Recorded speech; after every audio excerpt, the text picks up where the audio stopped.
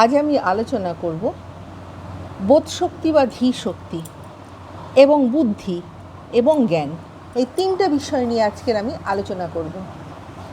অর্থাৎ কাকে বলে ইন্টেলিজেন্স, ইন্টেলেক্ট অ্যান্ড নলেজ। এই তিনটে সম্বন্ধে আমাদের সুস্পষ্ট জ্ঞান থাকা দরকার।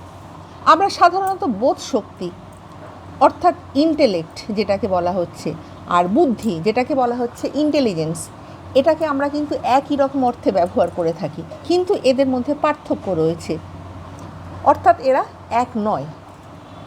মনোবিদ উডওয়ার্থ তিনি বলেছেন বোধশক্তি ও বুদ্ধির মধ্যে একটা পার্থক্য বর্তমান।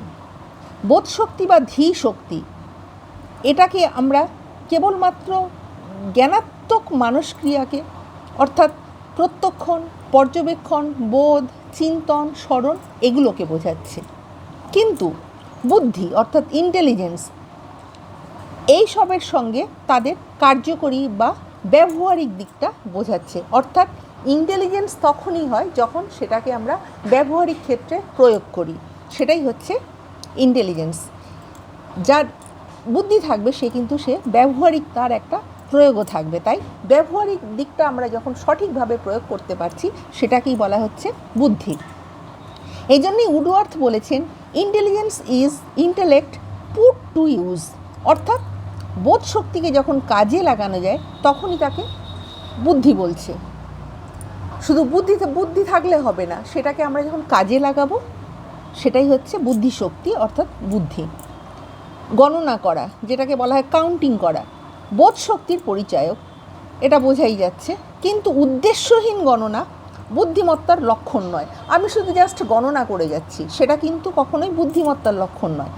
কোনো উৎসব প্রাঙ্গণে চেয়ারগুলোকে যদি কেউ উদ্দেশ্যহীনভাবে গণনা করতে থাকে তবে তার গণনার মধ্যে বোধ শক্তি প্রকাশ পেলেও বুদ্ধির প্রকাশ হচ্ছে না। এছাড়া এটা একটা চেয়ারের ক্ষেত্রে একটা বলা হচ্ছে। এছাড়া আমি যদি অন্যান্য ক্ষেত্রেও আমি যদি বলি, অন্য কোনো কিছু গণনা করা হচ্ছে, হয়তো আমি কোনো ফল কিংবা সবজি কিংবা হয়তো কোনো মানুষ কতজন ওখানে এসেছে বিয়ে বাড়িতে, নিমন্ত্রণ বাড়িতে, আমি জাস্ট গুনছি, সেটা যদি আমি উদ্দেশ্যহীনভাবে গুনি সেটা কিন্তু বুদ্ধিমত্তার প্রয়োজন নয়।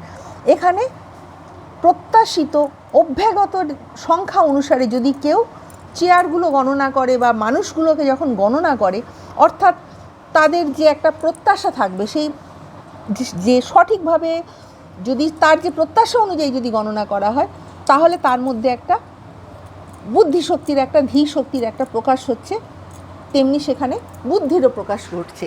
অর্থাৎ উদ্দেশ্যহীনভাবে সেটা গণনা করলে হবে না, সেখানে আমাকে কিন্তু কোনো একটা উদ্দেশ্য থাকতে হবে এবং সঠিকভাবে গণনা করতে হবে, তবেই সেখানে বুদ্ধির প্রকাশ ঘটছে। সুতরাং এখানে একটা জিনিস লক্ষ্য করা যাচ্ছে, বোধ শক্তির কেবল একটা তত্ত্বগত দিক রয়েছে, অর্থাৎ থিওরিটিক্যাল যখন সেটা হচ্ছে তত্ত্বগত দিক, সেটাই হচ্ছে বোধ শক্তি।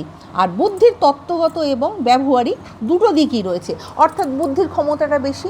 বুদ্ধি যখন আমরা অ্যাপ্লাই করব তার একটা থিওরিটিক্যাল থাকবে এবং একটা প্র্যাকটিক্যাল থাকবে, কিন্তু বোধ শক্তির ক্ষেত্রে শুধু খালি থিওরিটাই অ্যাপ্লাই হবে, কিন্তু ব্যবহারিক যে প্র্যাকটিক্যাল জিনিসটা সেখানে অ্যাবসেন্ট থাকবে। কাজেই বলতে হয় যে বুদ্ধি কথাটার অর্থের ব্যঞ্জনা বোধ শক্তি কথার অর্থের ব্যঞ্জনা অপেক্ষা অনেক বেশি। প্রখর ধীশক্তির অধিকারী হয়েও যদি কোনো ব্যক্তি তাকে যথাস্থানে কাজে লাগাতে না পারে তাকে বুদ্ধিমান বলা যায় না। কিন্তু অল্প বোধ শক্তি সম্পন্নের অধিকারী হয়েও কেউ যদি তাকে যথাস্থানে প্রয়োগ করতে পারে তবেই তাকে বলা হচ্ছে চালাক, চতুর এবং বুদ্ধিমান। অর্থাৎ তাকে সেটাকে কাজে লাগাতে হবে এবং সঠিক স্থানে সঠিক বিষয়টা অ্যাপ্লাই করতে হবে। যেই অ্যাপ্লিকেবল হবে তখনই তাকে বলা হচ্ছে বুদ্ধিমান। তাহলে বুদ্ধি হচ্ছে বোধ শক্তিকে কাজে লাগানোর সামর্থ্য। Intelligent is intellect put to use. এইবারে বলবো বুদ্ধি এবং জ্ঞান। বুদ্ধিটা তো পরিষ্কার হয়ে গেল, এবার জ্ঞান এবং বুদ্ধির মধ্যে কী রকমভাবে এদের মধ্যে সম্পর্ক রয়েছে, কি এদের পার্থক্য রয়েছে সেইটা আমি এবারে পরিষ্কারভাবে বলবো। আমরা সাধারণত জ্ঞান এবং বুদ্ধিকে অভিন্ন বলে মনে করি, যেটাই জ্ঞান সেটাই বুদ্ধি, আমরা সাধারণত এটা মনে করে থাকি। বুদ্ধিমান ব্যক্তিকে আমরা জ্ঞানবান বলি, আবার জ্ঞানবান ব্যক্তিকে বুদ্ধিমানও বলে থাকি। আমরা সাধারণত জ্ঞান এবং বুদ্ধিটাকে আমরা এক করে ফেলি, কিন্তু মনোবিদ্যায় বুদ্ধি ও জ্ঞানকে শব্দ দুটো সমার্থক হিসাবে গ্রহণ করা হয় না। জ্ঞানের কেবল তাত্ত্বিক দিক থাকে, অর্থাৎ জ্ঞানের কেবল থিওরিটিক্যাল দিকটা থাকে।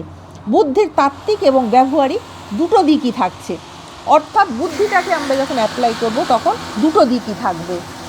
সুতরাং একটা বিষয় মিল রয়েছে, বোধ শক্তির ক্ষেত্রে এবং জ্ঞানের ক্ষেত্রে দেখা যাচ্ছে তাত্ত্বিক দিকটা রয়েছে, কিন্তু ব্যবহারিক দিকটা নেই। জ্ঞানগত সামর্থ্যকে কাজে লাগানোই হচ্ছে বুদ্ধি। সুতরাং বুদ্ধি সেখানে সবসময় প্র্যাকটিক্যাল দিকটা সেখানে দেখা হচ্ছে। বুদ্ধিমান হতে গেলে কেবল জ্ঞান থাকলেই হয় না, জ্ঞানকে যথাযথভাবে ব্যবহার করতে হয়। মনোবিজ্ঞানী উডওয়ার্থ বলেছেন, intelligence is using knowledge rather than merely having it. বিজ্ঞ ব্যক্তি মাত্রই বুদ্ধিমান হয় না।